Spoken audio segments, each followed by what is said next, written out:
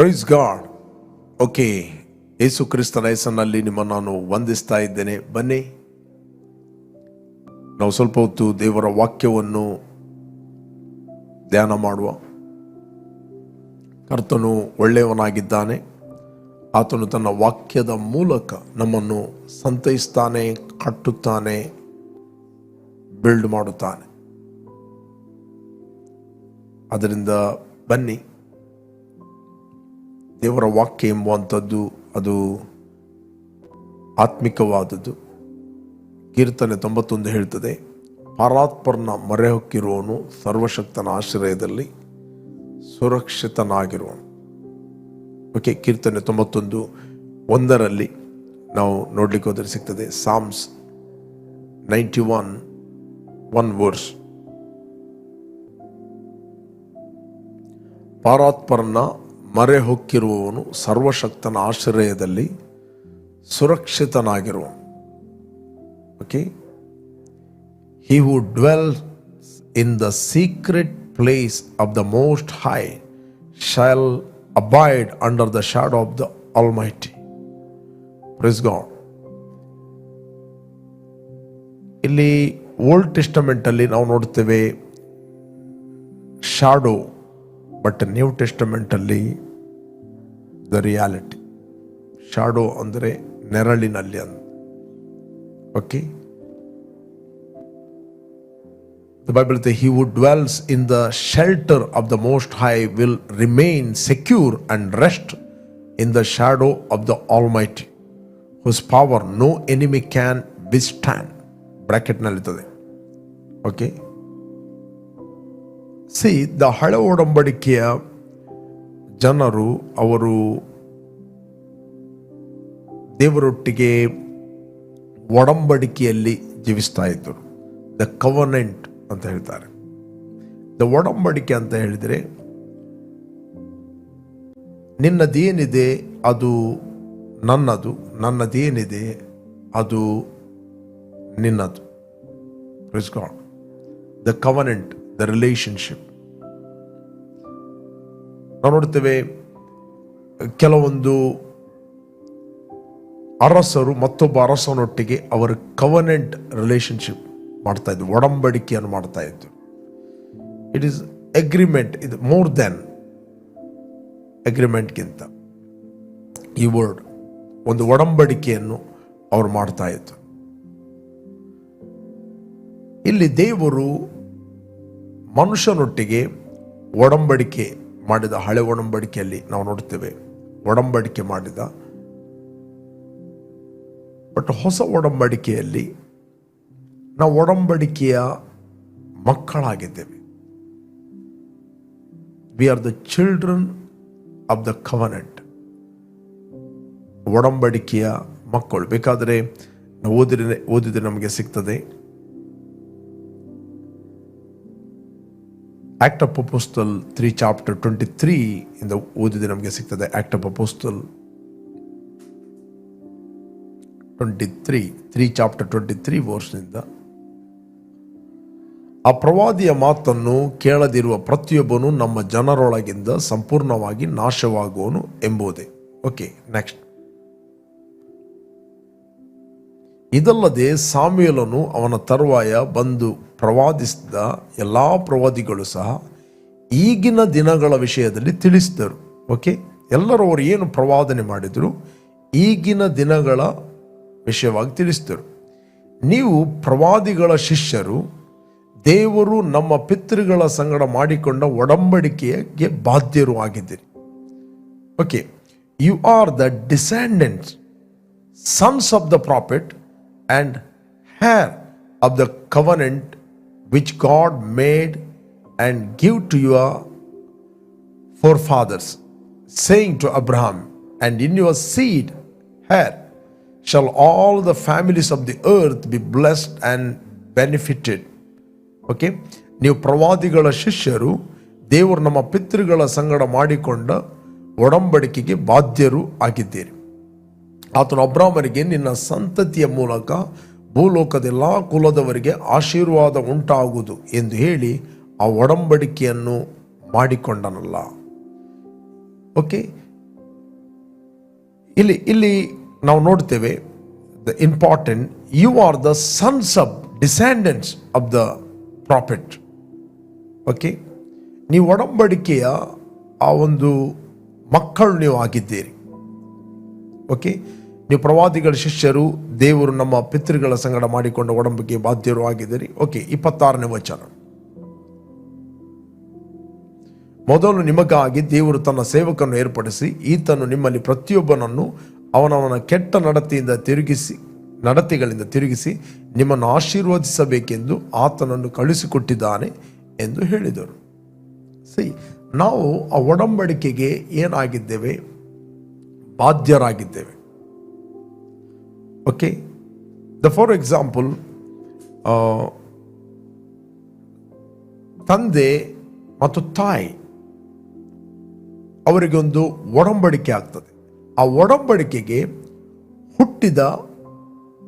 ಹುಟ್ಟಿದವರು ಮಕ್ಕಳಿಗೆ ಇಲ್ಲಿ ನಾವು ನೋಡ್ತೇವೆ, ಮಕ್ಕಳು ಮತ್ತೆ ತಂದೆಗೆ ಇಲ್ಲಿ ಒಡಂಬಡಿಕೆ ಆಗಲಿಲ್ಲ.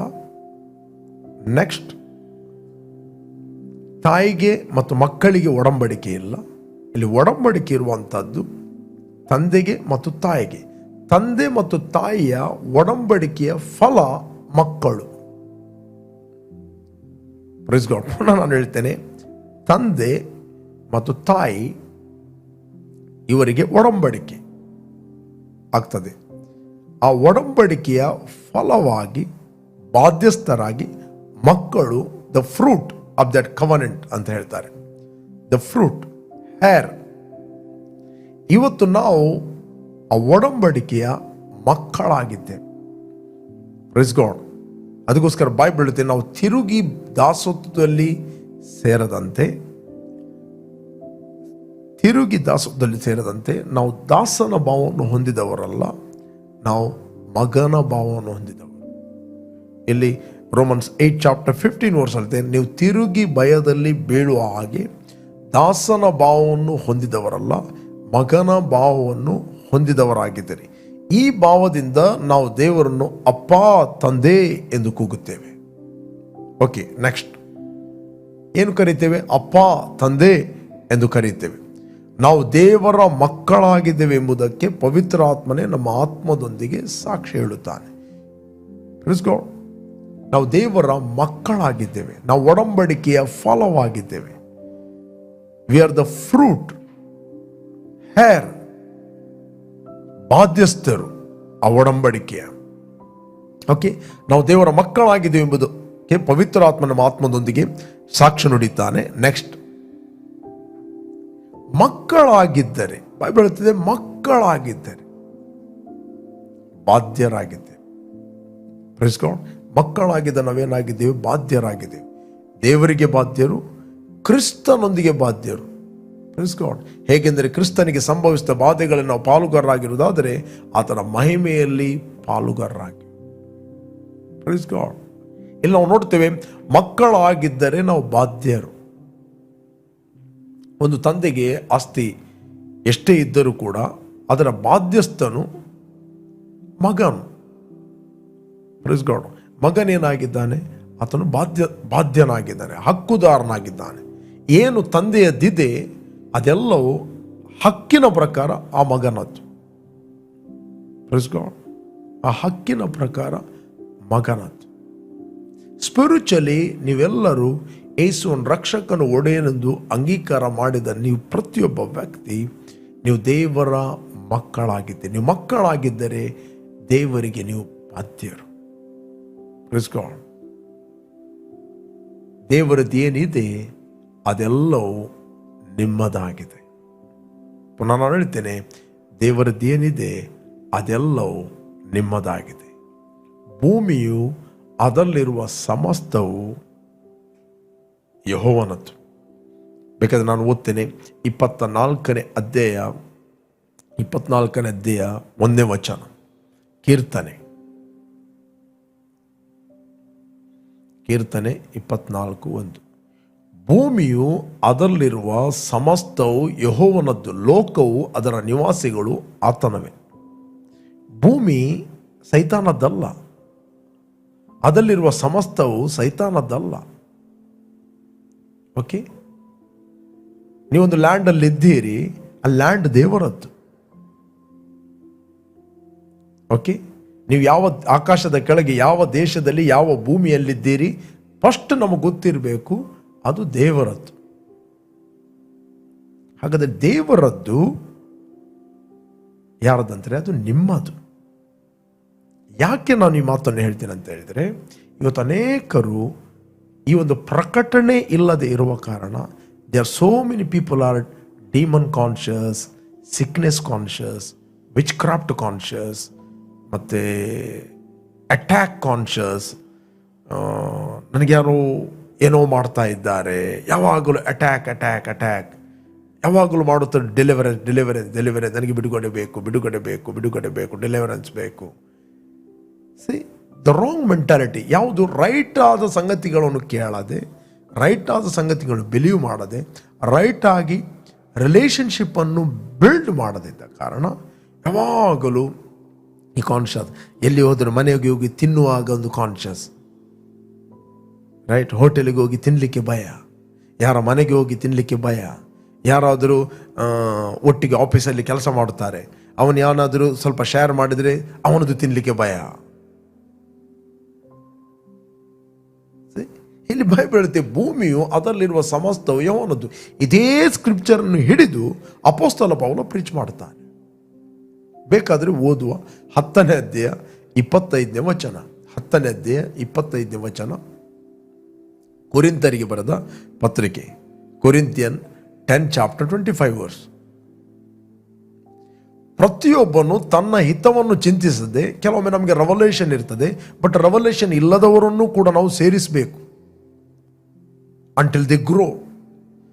ಇದರಲ್ಲಿ ನನ್ನ ತಾತ್ಪರ್ಯ ಏನಂತ ಹೇಳಿದ್ರೆ, ಗಾಡ್ ಹಸ್ called as walk in love. ನನಗೆ ಗೊತ್ತಿದೆ ಅಂತ ಹೇಳಿಕೊಂಡು ಇನ್ನೊಬ್ಬರನ್ನು ಡೌನ್ ಮಾಡಲಿಕ್ಕೆ ಆಗುವುದಿಲ್ಲ. ಬಟ್ ದೇವರು ಪ್ರತಿಯೊಬ್ಬರನ್ನು ಪ್ರೀತಿ ಮಾಡುತ್ತಾನೆ. ಈ ಸಣ್ಣವರಲ್ಲಿ ಯಾರನ್ನು ಕೂಡ ತಾತ್ಸಾರ ಮಾಡಬೇಡ್ರಿ ಅಂತ ಬೈಬಲ್ ಹೇಳ್ತದೆ. ಇಲ್ಲಿ ಬೈಬಲ್ ಇದೆ, ಪ್ರತಿಯೊಬ್ಬನು ತನ್ನ ಹಿತವನ್ನು ಚಿಂತಿಸದೆ ಪರಹಿತವನ್ನು ಚಿಂತಿಸಲಿ. ಕಟುಕರ ಅಂಗಡಿಯಲ್ಲಿ ಮಾರುವಂಥದ್ದು ಏನಿದ್ದರೂ, ರೈಟ್, ಇಂಗ್ಲಿಷ್ ಅಲ್ಲಿ regarding meat offer to idols ಅಂತ. Eat anything that is sold in the meat market without asking any question for the sake of your conscience. The problem in the conscious. ನಾನು ಹೇಳಿದೆ ಅಲ್ಲ, which craft conscious, attacking conscious, sickness conscious, ಇದನ್ನು develop ಮಾಡಿದ್ದಾರೆ. ಅಂಥದ್ದೇ ಪುಸ್ತಕಗಳನ್ನು ಓದುವುದು. ದೇವರೊಟ್ಟಿಗೆ ಸಂಬಂಧ ಏನು? ಮಕ್ಕಳಾಗಿದ್ದರೆ ಬಾಧ್ಯರು. ಈ ಒಂದು ರಿಲೇಶನ್ಶಿಪ್ ಅನ್ನು ಮೇಂಟೈನ್ ಮಾಡುವುದನ್ನು, ಆ ಲೈಟ್ ನಿಮ್ಮ ಒಳಗೆ ಬರುವುದನ್ನು ಬಿಟ್ಟು, ಬಾಧ್ಯರಂದ್ರೆ ಏನ್ರಿ? ಭೂಮಿ ಅದರಲ್ಲಿರುವ ಸಮಸ್ತವು ದೇವರದ್ದು, ಆತನದ್ದು ಏನಿದೆ ನಮ್ಮದು, ಬಾಧ್ಯರು. ಮುಂದೆ ನಾನು ಓದ್ತೇನೆ. ಪ್ರತಿಯೊಬ್ಬನು ತನ್ನ ಹಿತವನ್ನು ಚಿಂತಿಸದೆ ಪರಹಿತವನ್ನು ಚಿಂತಿಸದೆ ಕಟುಕರ ಅಂಗಡಿಯಲ್ಲಿ ಮಾರುವಂಥದ್ದು ಏನಿದ್ದರು ಅದನ್ನು ಮನಸ್ಸಿನಲ್ಲಿ ಸಂಶಯ ಹುಟ್ಟಿಸುವ ವಿಚಾರಣೆ ಮಾಡದೆ ತಿನ್ನಿರಿ ಅಂತ ಹೇಳ್ತದೆ. ಭೂಮಿಯು ಅದರಲ್ಲಿರುವ ಸಮಸ್ತವು ಕರ್ತನದ್ದಾಗಿದೆ ಅಲ್ಲವೇ? ಯಾಕೆ ಇಡೀ ದಿನ ಭಯ ಪಡುವಂಥದ್ದು? ಒಂದು ಲ್ಯಾಂಡ್ ತೆಗೆದುಕೊಂಡ್ರು, ಯಾರೋ ಹೇಳಿದರು ಸುಳ್ಳುಗಳನ್ನು, ಆ ಲ್ಯಾಂಡಲ್ಲಿ ಏನೋ ಶಾಪ ಇದೆ, ಆ ಲ್ಯಾಂಡಲ್ಲಿ ಏನೋ ತಾಪತ್ರೆ ಇದೆ. 100 ಜನರದ್ದು ಕೇಳ್ತಾರೆ, ವಾಕ್ಯ ಓದುವುದಿಲ್ಲ. ನೀವು ವಾಕ್ಯವನ್ನು ತಿಳಿಯದೆ 100 ಜನರದ್ದು ಕೇಳಿದ ಕಾರಣ ಸಮಸ್ಯೆ.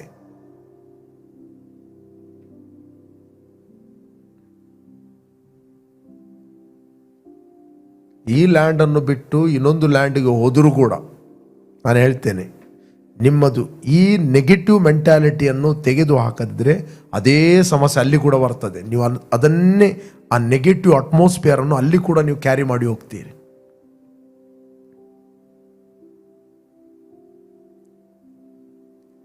ಆ ನಕಾರಾತ್ಮಕ ಒಂದು ಮೆಂಟ್ಯಾಲಿಟಿಯನ್ನು ನೀವು ಮಾತ್ರ ಅಲ್ಲ, ಇತರರನ್ನು ನೀವು ಡಿಸ್ಟ್ರಾಯ್ ಮಾಡ್ತೀರಿ.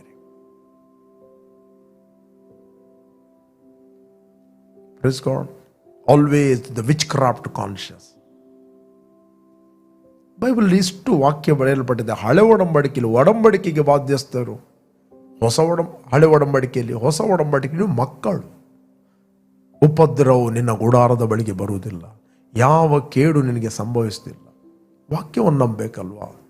ಸತ್ಯವನ್ನು ನಾವು ನಂಬಿದರೆ ಸತ್ಯ ನಮಗೆ ಕೇಡಿಯವು ಗುರಾಣಿಯಾಗಿ ಆತ್ಮಿಕ ಲೋಕದಲ್ಲಿ ಬೇಲಿಯಾಗಿ ನಿಲ್ತದೆ. ಹಳೆ ಒಡಂಬಡಿಕೆ, ನಿನ್ನೆ ನಾನು ಸಂಡೆ ಮಾತಾಡ್ತಾ ಇದ್ದೆ ಸೆಕೆಂಡ್ ಮೆಸೇಜಲ್ಲಿ.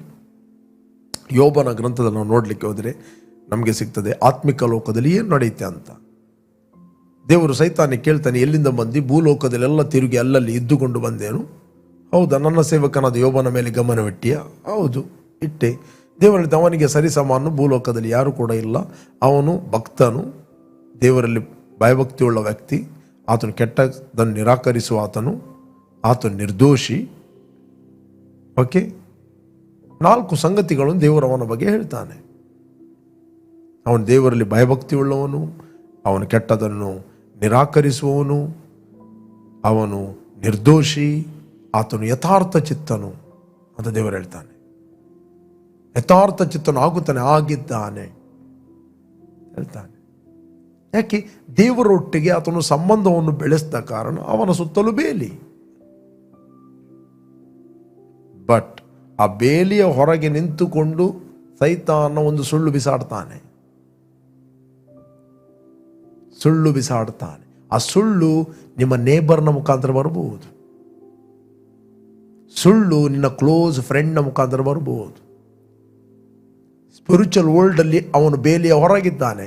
ನ್ಯಾಚುರಲ್ ವರ್ಲ್ಡಲ್ಲಿ ನಿನಗೆ ಕಾಣುವಂಥದ್ದು ಫಿಸಿಕಲ್ ರಲ್ಮಲ್ಲಿ ನಿನ್ನ ಫ್ರೆಂಡ್, ನಿನ್ನ ಕೊಲೀಗ್, ನಿನ್ನ ತಮ್ಮ, ಅಣ್ಣ, ಅಕ್ಕ.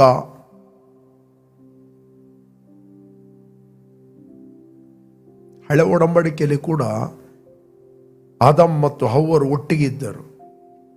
ನಾವು ನೋಡ್ತೇವೆ, ಆದಾಮನ ಹತ್ರ ದೇವರು ಮಾತಾಡಿದ್ದ, ಹವ್ವ ಮತ್ತೆ ಬಂದಳು. ಆದಾಮನ ರೆಸ್ಪಾನ್ಸಿಬಿಲಿಟಿ ಏನಂದ್ರೆ ಹವ್ವಳಿಗೆ ಟೀಚ್ ಮಾಡುವಂತ. ಸೈತಾನ ಬಂದು ಮಾತಾಡಿದ್ದು ಆದಾಮನ ಹತ್ರ ಅಲ್ಲ, ಆದಾಮನ ಹತ್ರ ಮಾತಾಡಿದವನ್ನ ಕಾಸ್ಟ್ ಔಟ್ ಮಾಡ್ತಾನೆ. ಆತನು ಫಿಸಿಕಲ್ ರಲ್ಮ್ ಅಲ್ಲಿ ನೋಡ್ತೇವೆ, ಸರ್ಪದ ರೂಪದಲ್ಲಿ ಬಂದ, ಮಾತಾಡಿದ. ಈ ತೋಟದಲ್ಲಿರುವ ಯಾವ ಮರದ ಹಣ್ಣನ್ನು ದೇವರು ತಿನ್ನಬಾರದೆಂದು ಹೇಳಿದ್ದು ನಿಜವೋ ಅಂತ ಕೇಳಿದ. ಅವನಿಗೆ ಗೊತ್ತುಂಟು ಒಂದು ಮರದ ಹಣ್ಣನ್ನು ತಿನ್ನಬಾರದಂತ ಹೇಳಿದಾರಂತ.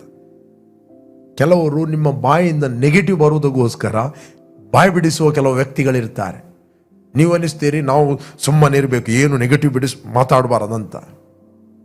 ನಿಮಗೆ ಉಲ್ಟ ಕ್ವಶನ್ ಹಾಕಿ ನಿಮ್ಮ ಬಾಯಲ್ಲಿ ನೆಗೆಟಿವ್ ಬರುವ ಹಾಗೆ ಮಾಡ್ತಾರೆ. ಮತ್ತೆ ಅದೇ ವ್ಯಕ್ತಿಗಳು ಹೋಗಿ ಇನ್ನೊಬ್ಬರ ಹತ್ರ ಹೇಳ್ತಾರೆ, ಇವನು ಇಂತ ಹೇಳ್ತಾ ಇದ್ದ ಅಂತ. ಮತ್ತೆ ಹಿಡಿ, ನಿನಗೂ ಅವನಿಗೂ ಜಗಳವೇ, ಹೇಗೆ ನೀನು ಹೇಳಿದೆ ಅಂತ ಅಷ್ಟೇ.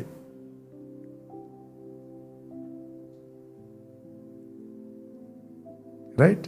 ಕೆಲವು ಟ್ರಿಕ್ಕಿ ವ್ಯಕ್ತಿಗಳಿದ್ದಾರೆ. ಸೈತಾನು ಬೇಲಿಯ ಹೊರಗೆ ಇದ್ದುಕೊಂಡು ಅವರನ್ನು ಉಪಯೋಗಿಸ್ತಾನೆ. ರೈಟ್? ಅವ್ರಿಗೆಲ್ಲ ಗೊತ್ತುಂಟು. ಬಟ್ ನಿಮ್ಮ ಬಾಯಲ್ಲಿ ರಾಂಗ್ ಆನ್ಸರ್ ಬರುವ ಹಾಗೆ ಮಾಡಿ ನೆಕ್ಸ್ಟ್ ಅದನ್ನು ರೆಕಾರ್ಡ್ ಮಾಡಿ ಬೇರೆಯವರು ಕಳಿಸುವವರಿದ್ದಾರೆ. ಅದಕ್ಕೆ ಫೋನ್ ಸ್ವಲ್ಪ ಕಡಿಮೆ ಮಾಡಿ. ಫೋನಲ್ಲಿ ಯಾರಿಗೂ ಆನ್ಸರ್ ಕೊಡ್ಲಿಕ್ಕೆ ಹೋಗ್ಬೇಡ್ರಿ. ಇವತ್ತು ಅನೇಕ ಕುಟುಂಬಗಳು ಮುರಿಯುವಂಥದ್ದು ಬಿಕಾಸ್ ಆಫ್ ಫೋನ್. ಕೆಲವೊಮ್ಮೆ ಸೈತಾನು ಬೇಲಿಯ ಹೊರಗಿದ್ದುಕೊಂಡು ಯಾರನ್ನು ಉಪಯೋಗಿಸಿ ನಿಮ್ಮ ಫೋನ್ನ ಮೂಲಕ ಮಾತಾಡಿ, ಕೆಲವರು ಏನು ಮಾಡ್ತಾರೆ, ನೀವು ಮಾತಾಡಿದ್ದು ಮಾತ್ರ ಅವ್ರು ಇರ್ತಾರೆ, ಅವರು ಮಾತಾಡೋದಿಲ್ಲ. ಆಗ ಆ ಅರ್ಧ ರೆಕಾರ್ಡನ್ನು ಯಾರ್ಯಾರಿಗೆ ನಿಮ್ಮ ರಿಲೇಟಿವ್ ಕಳಿಸ್ತಾರೆ, ನೋಡಿ ಅವನು ನೋಡಿ ಹೀಗೆ ಮಾತಾಡ್ತಾ ಇದ್ದ ಅಂತ. ಎಷ್ಟು ಕುಟುಂಬಗಳು ಒಡೆದು ಹೋಗಿದೆ.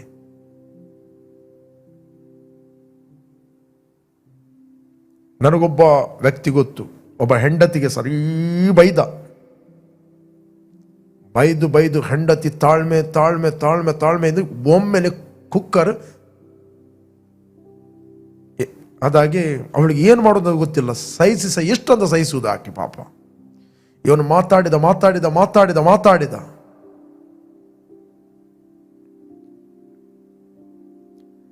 ಕಡೆಗೆ ಹೆಂಡತಿ ಮಾತಾಡ್ಲಿಕ್ಕೆ ಸ್ಟಾರ್ಟ್ ಮಾಡುವಾಗ ಅದನ್ನು ರೆಕಾರ್ಡ್ ಮಾಡಿ ಅವಳು 4 ಮಾತುಗಳು ಹೇಳಿದ. ಆಗ ಅವನು ಕೂಲಾಗಿ ಮಾತಾಡಿದ. ಯಾಕೆ ಅಷ್ಟು ನೀನು ಸಿಟ್ಟುಗೊಳ್ತಿ, ಯಾಕೆ ನೀನು ಹಾಗೆ ಮಾತಾಡ್ತಿ ಹೇಳಿದ. ಆ ರೆಕಾರ್ಡನ್ನು ಅವನ ಎಲ್ಲ ಕುಟುಂಬದವರಿಗೆ ಕಳಿಸಿ, ಹೆಂಡತಿಯ ರಿಲೇಟಿವ್ಸ್ಗೆ ಕಳಿಸಿ, ಅವರೆಲ್ಲರೂ ಆ ರಿಲೇಟಿವ್ಸ್ನವರು, ನೇಬರ್ನವರು, ಕುಟುಂಬದವರು ಎಲ್ಲ ಆಕೆಗೆ ವಿರುದ್ಧವಾಗಿ ನಿಲ್ಲುವ ಮಾಡಿದ. ಕಡೆಗೆ ಹಾರ್ಟ್ ಅಟ್ಯಾಕ್ ಆಗಿ ಸತ್ತು ಹೋದ.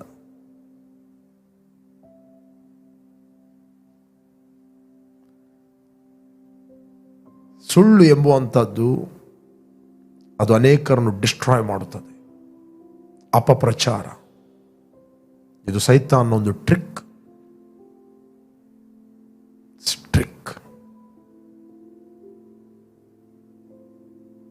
ಅದಕ್ಕೋಸ್ಕರ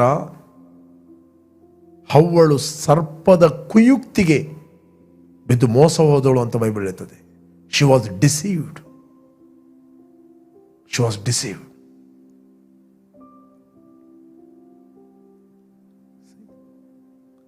ಆದಾಮ ಡಿಸೀವ್ ಆದದಲ್ಲ, ಆದಾಮ ಡಿಸೋಬೆ ಆದದ್ದು. ಮೋಸ ಹೋಗುವುದು ಬೇರೆ, ಅವಿಧೇಯನಾಗುವುದು ಬೇರೆ. ಅವಿಧೇಯನಾಗುವುದಂದ್ರೆ ನಿನಗೆ ಗೊತ್ತಿರ್ತದೆ, ಗೊತ್ತಿದ್ದು ನೀನು ಮಾಡದಿರುವಂಥದ್ದು, ಅದಕ್ಕೆ ಅವಿಧೇಯತ್ವ ಅಂತ ಹೇಳ್ತಾರೆ. ಗೊತ್ತಿಲ್ಲದೆ ಮಾಡುವಂಥದ್ದು ವಂಚನೆ ಅಂತ ಹೇಳ್ತಾರೆ.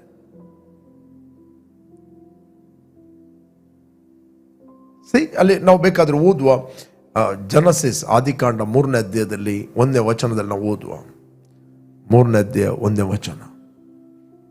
ಯೆಹೋವ ದೇವರು ಉಂಟು ಮಾಡಿದ ಎಲ್ಲ ಭೂಜಂತುಗಳಲ್ಲಿ ಸರ್ಪವು ಯುಕ್ತಿಯುಳ್ಳದಾಗಿತ್ತು. ಅದು ಸ್ತ್ರೀಯ ಬಳಿಗೆ ಬಂದು, ಏನವ್ವ, ತೋಟದಲ್ಲಿರುವ ಯಾವ ಮರದ ಹಣ್ಣನ್ನು ನೀವು ತಿನ್ನಬಾರದೆಂದು ದೇವರು ಅಪ್ಪಣೆ ಕೊಟ್ಟಿರುವುದು ನಿಜವೋ ಎಂದು ಕೇಳಲು. ಕೆಲವರು ನಿಮ್ಮ ಬಾಯಿ ಬಿಡಿಸ್ತಗೋಸ್ಕರ ಹೀಗೆಲ್ಲ ಕೇಳ್ತಾರೆ. ಅವನಿಗೆ ಗೊತ್ತುಂಟು ಒಂದು ಮರದ ತಿನ್ನಬಾರದಂತ ಹೇಳಿದಾರಂತ. ಕೆಲವರು ಏನು ಮಾಡ್ತಾರೆ, ಅವರಿಗೆ ಸರಿ ಮಾಡಿ ಹಾಗೆಲ್ಲ ಅಂತ. ಅದಕ್ಕೆ ಬೈಬಲ್ ಹೇಳ್ತದೆ, ಮೂರ್ಖನಿಗೆ ಸರಿಯಾದ ಉತ್ತರವನ್ನು ಕೊಡಬೇಡ, ನೀನು ಅವನ ಹಾಗೆಯೇ ಆದಿ.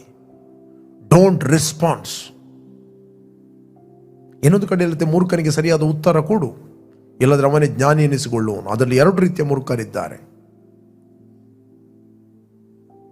ನಿದ್ರೆ ಬರುವುದರಲ್ಲಿ ಕೂಡ 2 ಇದ್ದಾರೆ. ಒಂದು ನಿದ್ರೆ ಬಂದಾಗೆ ನಟಿಸುವವರು, ಒಂದು ನಿಜವಾಗಿ ನಿದ್ರೆ ಬಂದವರು. ನಿಜವಾಗಿ ನಿದ್ರೆ ಬಂದವರು ಎಬ್ಬಿಸ್ತಾರೆ, ಹೇಳ್ತಾರೆ. ನಟಿಸುವವರು ಆನೆ ಬಂದು ಬೊಬ್ಬೆ ಹಾಕಿದ್ರು ಹೇಳುವುದಿಲ್ಲ ಅವರು. ಇದೇ ಬೈಬಲಲ್ಲಿ ಪ್ರವರ್ಬ್ ಜ್ಞಾನೋಕ್ತಿ 26ನೇ ಅಧ್ಯಾಯ 4ನೇ ವಚನ, ಮೂಢನ ಮೂರ್ಖತನಕ್ಕೆ ಸರಿಯಾಗಿ ಉತ್ತರ ಕೊಡಬೇಡ, ನೀನು ಅವನಿಗೆ ಸಮನಾದಿಯೇ. 25ನೇ ವಚನ ಹೇಳ್ತದೆ, ಮೂಢನ ಮೂರ್ಖತನಕ್ಕೆ ಸರಿಯಾಗಿ ಉತ್ತರ ಕೊಡು, ತನ್ನನ್ನು ಜ್ಞಾನಿಯಿಂದ ಎನಿಸಿಕೊಂಡವನು. ನೆಕ್ಸ್ಟ್ ಹೇಳ್ತದೆ, ಇಲ್ಲಿ ನಾವು ನೋಡ್ತೇವೆ ಜನಸಿಸ್ 3 ಚಾಪ್ಟರ್. ಓಕೆ, 2ನೇ ವಚನ ಓದುವ. ಕೇಳಲು ಸ್ತ್ರೀಯು, ತೋಟದಲ್ಲಿರುವ ಮರಗಳ ಹಣ್ಣುಗಳನ್ನು ನಾವು ತಿನ್ನಬಹುದು, ಆದರೆ ತೋಟದ ಮಧ್ಯದಲ್ಲಿರುವ ಈ ಮರದ ಫಲದ ವಿಷಯವಾಗಿ ಇದನ್ನು ತಿನ್ನಲು ಕೂಡದು, ಮುಟ್ಟಲು ಕೂಡದು, ತಿಂದರೆ ಸಾಯುವಿರಿ ಎಂದು ದೇವರು ಹೇಳಿದ್ದಾನೆ ಅಂದಳು. ಆಗ ಸರ್ಪವು ಸ್ತ್ರೀಗೆ, ನೀವು ಹೇಗೂ ಸಾಯುವುದಿಲ್ಲ. ಸುಳ್ಳು ಹೇಳಿದ. ಒಂದು ಸುಳ್ಳು, ನೀವಿದರ ಹಣ್ಣನ್ನು ತಿಂದಾಗಲೇ ನಿಮ್ಮ ಕಣ್ಣುಗಳು ತೆರೆಯುವ, ಇದು ಸತ್ಯ. ನೀವು ದೇವರಂತೆ ಆಗಿ ಒಳ್ಳೆಯದರ ಕೆಟ್ಟದರ ಭೇದವನ್ನು ಅರಿತವರಾಗಿರಿ, ಇದು ದೇವರಿಗೆ ಚೆನ್ನಾಗಿ ಗೊತ್ತುಂಟು ಅಂದಿತ್ತು. Okay, next.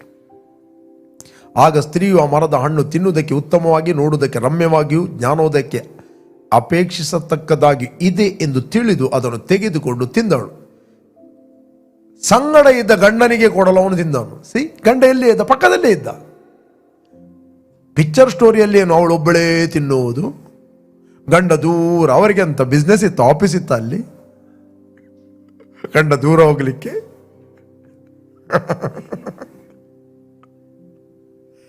ಕೆಲವ್ರದ್ದು ಪಿಕ್ಚರ್ ಮೆಂಟಾಲಿಟಿ ಅದು ಹೋಗ್ಲಿಲ್ಲ. ಯಾಕೆ? ಅವ್ರಿಗೆ ಯಾವ ಆಫೀಸ್ ಕಂಪನಿ ಇರಲಿಲ್ಲ ಬೆಳಿಗ್ಗೆ ಎದ್ದುಕೊಂಡು ಕೆಲಸಕ್ಕೆ ಹೋಗ್ಲಿಕ್ಕೆ. ಅವರು ಒಟ್ಟಿಗೆ ಇದ್ದರು.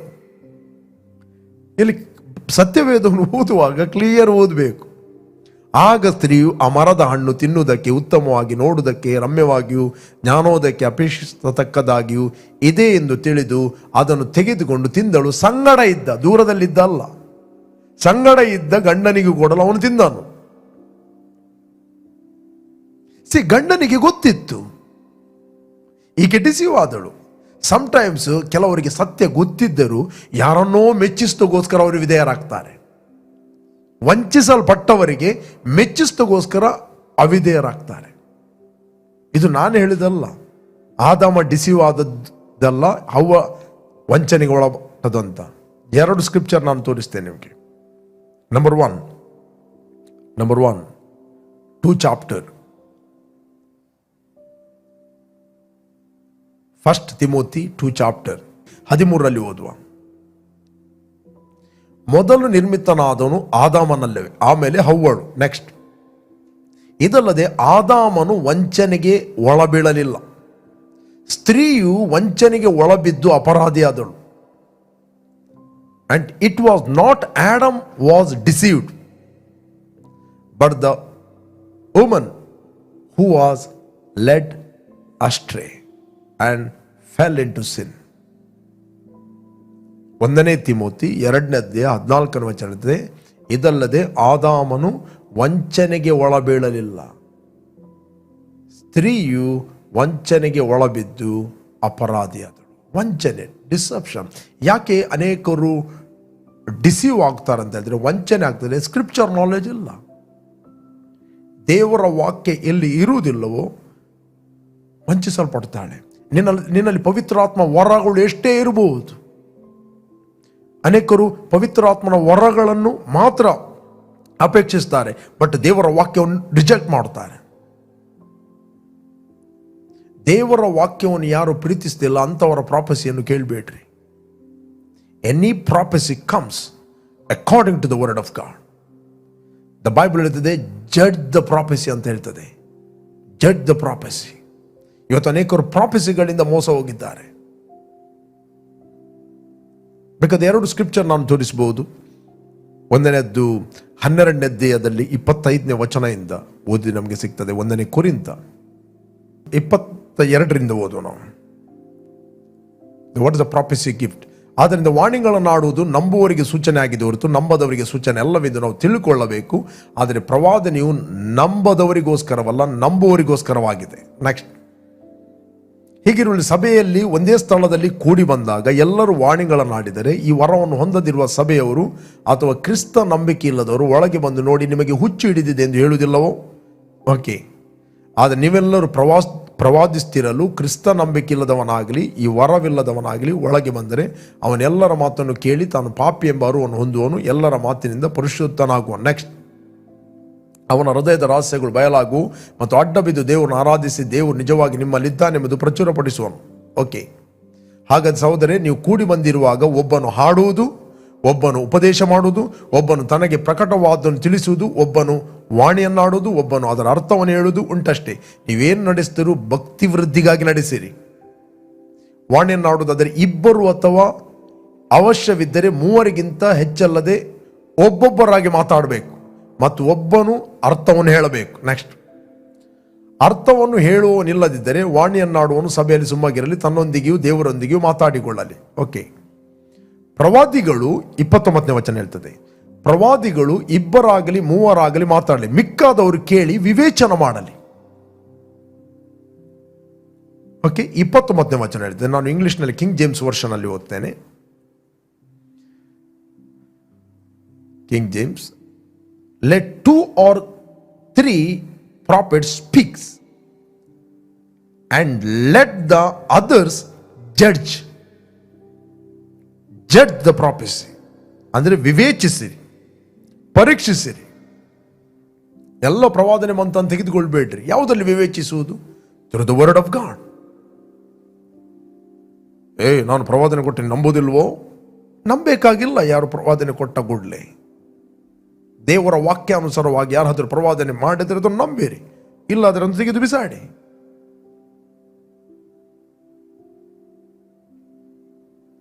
ಓಕೆ, ಬೇಕಾದ್ರೆ ನಾವು ಥೆಸಲೋನಿಕ 5ನೇ ಅಧ್ಯಾಯದಲ್ಲಿ ಓದಿ ನಮಗೆ ಸಿಗ್ತದೆ 21ನೇ ವಚನ. ಥೆಸಲೋನಿಕ 20ರಲ್ಲಿ ನಾವು ಓದುವ, ಪವಿತ್ರಾತ್ಮನನ್ನು ನಂದಿಸಬೇಡ್ರಿ, ಪ್ರವಾದನೆಗಳನ್ನು ಹಿನ್ನಯಿಸಬೇಡ್ರಿ. ನೆಕ್ಸ್ಟ್, ಆದರೆ ಎಲ್ಲವನ್ನು ಪರಿಶೋಧಿಸಿ ಒಳ್ಳೆಯದನ್ನು ಭದ್ರವಾಗಿ ಹಿಡಿದುಕೊಳ್ಳಿರಿ. Test all things, hold fast what is good. ಆದರೆ ಎಲ್ಲವನ್ನು ಪರಿಶೋಧಿಸಿ ಒಳ್ಳೆಯದನ್ನೇ ಭದ್ರವಾಗಿ ಹಿಡಿದುಕೊಳ್ಳಿರಿ. But test all things carefully so you can recognise what is good. Hold firmly to that which is good. Praise God. Okay, ನಾನು ನಿಮ್ಗೆ ಎನ್ಕರೇಜ್ ಮಾಡುತ್ತೇನೆ, don't be deceived. ಭೂಮಿಯು ಅದರಲ್ಲಿರುವ ಸಮಸ್ತವು ದೇವರದ್ದಾಗಿದೆ.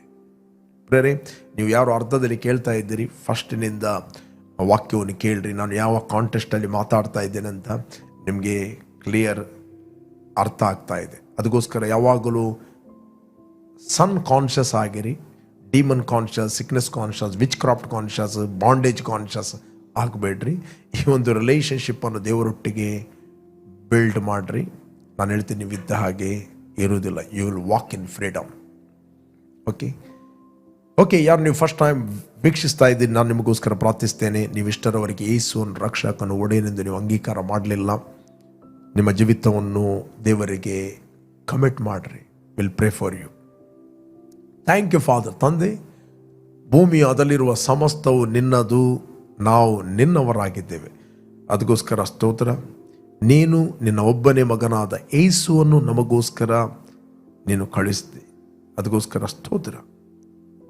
ನೀನು ನಮಗೋಸ್ಕರ ಯೇಸುವೆ ಕಲ್ವಾರಿ ಕ್ರೂಜಲ್ಲಿ ಸತ್ತು ನಮ್ಮ ಪಾಪಗಳನ್ನು ಹೊತ್ತುಕೊಂಡು ಹೂಣಲ್ಪಟ್ಟು 3ನೇ ದಿನ ಸತ್ತವರ ಒಳಗಿಂದ ಎದ್ದು ಬಂದಿದೆ ಎಂದು ನಮ್ಮ ಹೃದಯದಲ್ಲಿ ನಂಬುತ್ತೇವೆ ಮತ್ತು ಬಾಯಿಂದ ನಾವು ಅರಿಕೆ ಮಾಡುತ್ತೇವೆ, ಯೇಸುವೆ ನಮ್ಮ ಕರ್ತನೆಂದು.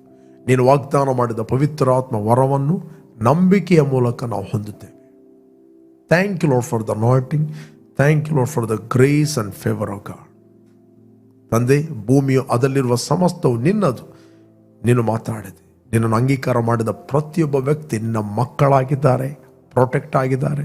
ಈ ಒಂದು ಸತ್ಯಾಂಶದಲ್ಲಿ ಅವರು ಎದ್ದೇಳಲಿ, ಪ್ರಜ್ವಲಿಸಲಿ, ಅನೇಕರಿಗೆ ಅವರು ಬೆಳಕಾಗಲಿ, ಪ್ರೀತಿಯಲ್ಲಿ ನಡೆಯಲಿ, ಎಲ್ಲಿ ಕೂಡ ವಂಚನೆಗೆ ಒಳಗಾಗದಂತೆ ಯಾವಾಗಲೂ ನಿನ್ನಲ್ಲಿ ಆನಂದಿಸಲಿ. I bless each and every one of God in Jesus' name. Amen, amen, amen, amen. Praise God.